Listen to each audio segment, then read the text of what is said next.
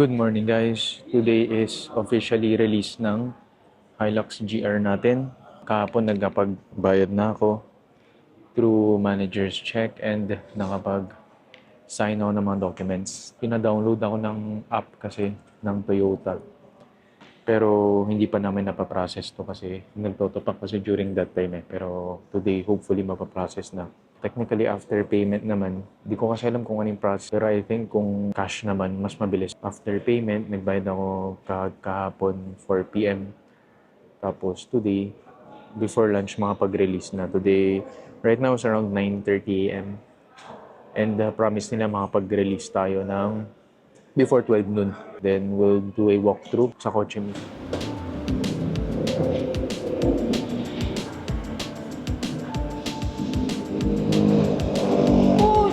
Upgrade. Ito yung mga added.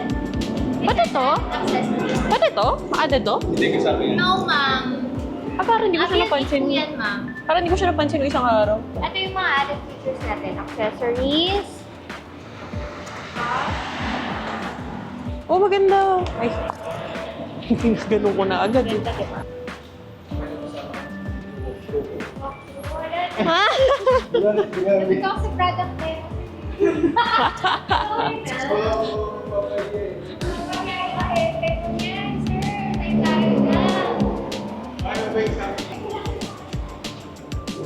Ang laki ng kotse. Kasi pwedeng, sa occasion mo naman, parang nakita mo na hindi siya nakakabit.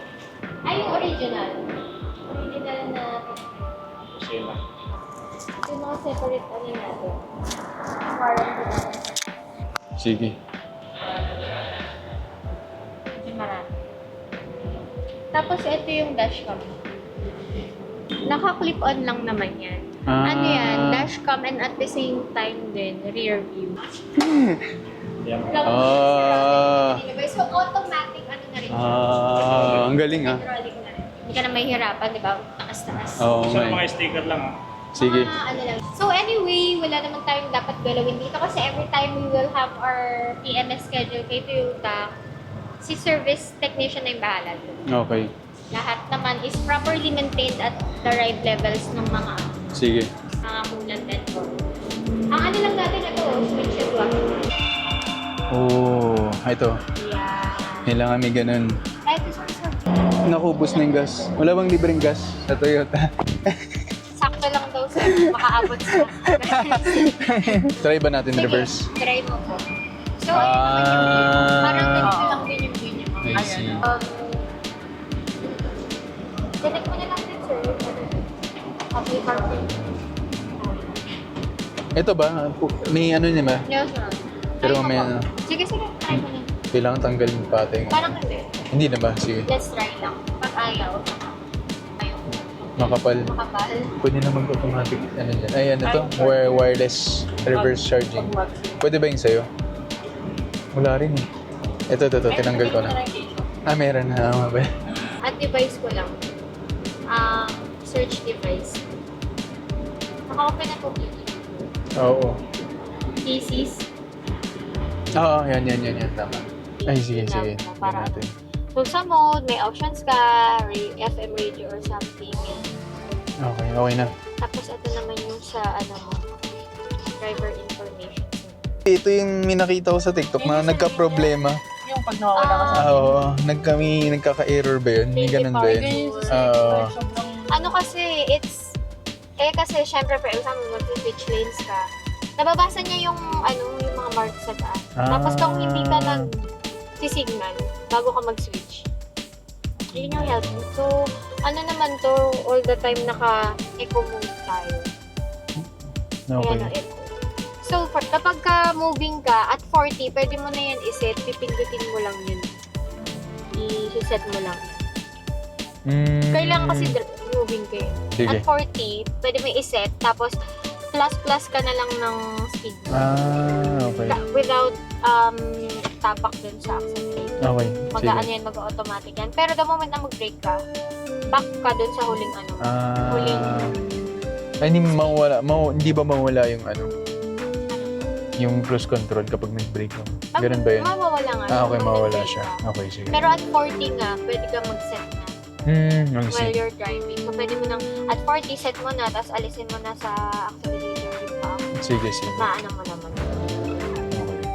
This is a 4x4 car also. May option batteries. Tapos 4x4. Hindi naman siya all the time 4x4. So, right now, naka-H2 lang siya. 4x2 pa. Okay. Para, ano rin, fuel economy. Okay, sige. Tapos ito yun. Ano yung H4 tsaka L4? Sa, ano yan, sir, pag nag-4x4 ka. Pag kailangan mo i-4x4 yung car. Okay. Next time yan. Saka na lang. Hindi ka pa naman magmamati, ano eh. Hindi pa. Masyadong mahal. Masyadong mahal pa off-road to. Oo nga. Next time na. Oo, sayang. What's up guys? So as you can see earlier sa video, yung walkthrough kasi medyo saglit lang, super saglit lang. Yung mga pinaka-basic lang ang in-explain, just enough for me to drive it off. Pakita ko lang ang ginawang mga accessories sa akin. Again, 50k worth of accessories. Dito sa headlights natin, may ginawang mga like mga covers lang para sa gas. Tapos ito rin sa tail light. This one, pina-upgrade ko rin yan. Yung insurance na binayaran is around 60,000 kasi kailangan nga first year of insurance sa kanila mapupunta. Pina-upgrade na rin yung horn. Ayan yung horn na yan. No? Meron din siya dito sa door handle actually. Pero hindi pa siya nakakabit. To follow na lang siya. Front and back yan, yung dashcam. Ang pinagpilian ko lang naman is whether Hilux GR or Ford Ranger Raptor of course. And at the end of the day, I still went with Hilux and Toyota brand because of its reliability. Meron din kasi kaming unit na Ford, yun yung EcoSport pa. Anyway, that's another day. Pero I guess you can say na may bad experience ako with Ford. Yung resale value ng Ford, sobrang baba ng resale value niya compared to us Toyota. Ang issue kasi sa Toyota, for that price daw kasi, almost same price lang kasi siya with the Raptor, an additional like 150k, mga pag-Raptor ka na eh. Very, very good suspension, tapos yung electronics niya, ang ganda yung mga features. Kasi syempre aminado naman si Hilux GR technology, hindi siya ganun kaganda electronics. Yun lang naman yung reklamo, tsaka matagtag. I mean, I'll take it. Kasi if reliable naman, I can live with matagtag.